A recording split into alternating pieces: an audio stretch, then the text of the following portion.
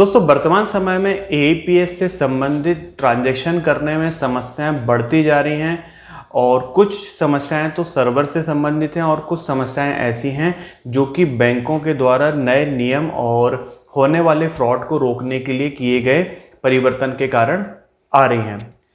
अब आप सभी जानते होंगे कि जो NPCI national payment corporation of India है, इनके द्वारा सामान्यतः ये गाइडलाइन है कि हर बैंक को महीने में 4 एईपीएस ट्रांजैक्शन कम से कम अलाउ करने हैं। मतलब अदर बैंक जैसे हम जो प्राइवेट एजेंसियां होती हैं, पेनियर, रॉयनेट, स्पाइस मनी, रापी पे, रैली पे, आरएनएफआई, इस प्रकार की जितनी भी कंपनियां चल रही हैं जिनको हम प्राइवेट एजेंसी बोलें या ऑफ अस बोलें, इसमें कम से कम 4 ट्रांजैक्शन अलाउ करने की बात यहाँ पर एनपीसीआई करता है। लेकिन बहुत सारे बैंकों ने यहाँ पर अपनी सुविधा के अनुसार भी कुछ कमी करी है। जैसे कुछ बैंक महीने में केवल एक ही ट्रांजैक्शन करने दे रहे हैं, कुछ बैंक ऐसे हैं जो ट्रांजैक्शन तो करने दे रहे हैं लेकिन उन्होंने अमाउंट पर लिमिट लगा दी है कि 3000 या 5000 से ज़्यादा एक बार में नहीं निकलेगा। ऐसे अलग अलग प्रकार के रिस्ट्रिक्शन लगाए हैं क्योंकि समय के साथ फ्रॉड बढ़ते जा रहे हैं और गवर्नमेंट के इतने अवेयर करने के बाद भी लोग कहीं ना कहीं गलत कर जाते हैं जिनसे ये फ्रॉड बढ़ रहे हैं। बहरहाल हम बात कर रहे हैं यहाँ पर बैंक ऑफ बड़ौदा के सस्पिशियस ट्रांजैक्शन के बारे में। जब आप बैंक ऑफ बड़ौदा का ट्रांजैक्शन करते हैं तो आपको वहाँ पर एक एरर आता है सस्पिशियस फ्रॉड। अब यहाँ पर एक तो सस्पिशियस फ्रॉड है और कुछ एप्लीकेशन में बार बार 30 मिनट के बाद ट्राई करने की भी एरर आती है। तो पहले मैं आपको बता दूं कि देखिए यूआईडी करता क्या है या हमारा जो एईपीएस सिस्टम है वो कैसे काम करता है कि हम सबसे पहले जब कस्टमर का अंगूठा वेरीफाई कराते हैं तो ये वेरीफाई होने के लिए यूआईडी के पास जाता है। यूआईडी से जब वो अंगूठा मैच खा जाता है तो वहाँ से एक सक्सेस का कोड आता है और सक्सेस का कोड आने के बाद हमारा एप्लीकेशन इसको एनपीसीआई के पास भेजता है।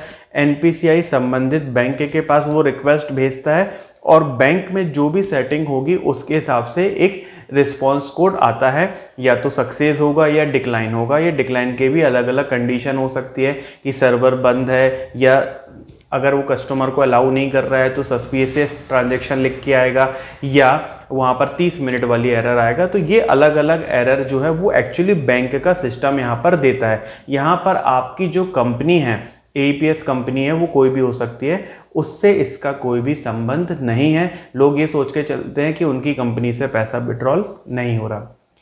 अब बैंक ऑफ बड़ौदा ने यहाँ पर क्या किया है कि बैंक ऑफ बड़ौदा चाहे वो अपने क्यू सिस्टम के लिए हो, मतलब ऑनर्स, या चाहे वो ऑफिस प्राइवेट कंपनियों के लिए हो, बैंक ऑफ बड़ौदा नहीं चाहता कि आप अपने कस्टमर को ओवरचार्ज करें। ओवरचार्ज करने से मतलब है कि जब आप कस्टमर का पैसा निकालते हैं तो उससे आप एक्स्ट्रा अमाउंट विड्रॉ करते हैं।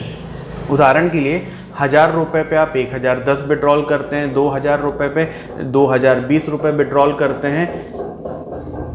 तो इस प्रकार का जब भी आप ट्रांजैक्शन करेंगे तो bank of Baroda suspicious transaction आपको एरर देगा या कई बार आपको 30 मिनट की भी एरर दे देगा, क्योंकि अलग अलग एप्लीकेशन ने, मतलब जो प्राइवेट एजेंसी है, उन्होंने क्या अपने सिस्टम में सेव करके रखा उसके हिसाब से वो एरर आ जाएगी। तो यदि आप बैंक ऑफ बड़ौदा का पैसा नहीं निकाल पा रहे हैं तो पहली चीज़ तो आपको ये याद रखनी है कि आपको केवल राउंड ट्रिपिंग में ही पैसा निकालना है, 100 के मल्टीप्लाई पे ही पैसा निकालना है। मतलब 100 रुपये, 200 रुपये, 300 रुपये, 400 रुपये, इस टाइप से पैसा निकालना है। आप ऊपर पैसा निकालोगे तो सस्पिशियस फ्रॉड की एरर आ जाएगी। अब इसी कैटेगरी में बहुत सारे लोग कमेंट में करके ये बताएंगे कि सर मैं तो सीधा सीधा पैसा निकाल रहा हूँ, पहले मैं निकालता था, अब मैंने बंद कर दिया, लेकिन उसके बाद भी सस्पिशियस फ्रॉड आ रहा है।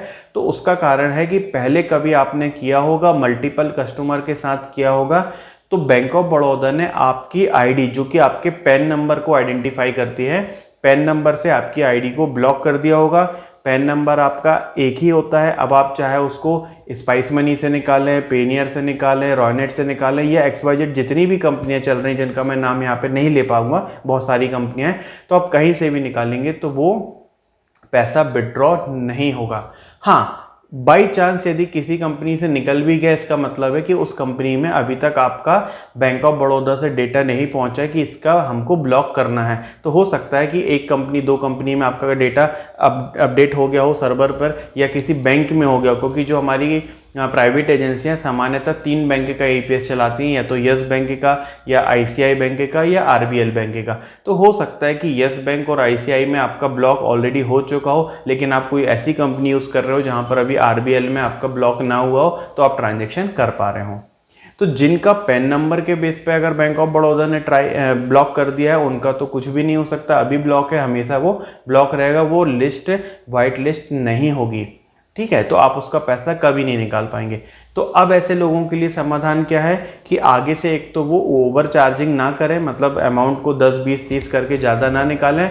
और वो क्या कर सकते हैं अभी कि अब उनका काम यदि रुक रहा है तो अपने घर परिवार में किसी के नाम से ID ले लें, और नई ID में क्या होगा, बैंक ऑफ बड़ौदा का ट्रांजेक्शन हो जाएगा। याद हमको केवल यही रखना है कि हमको कहीं से भी ओवर चार्जिंग नहीं करना है।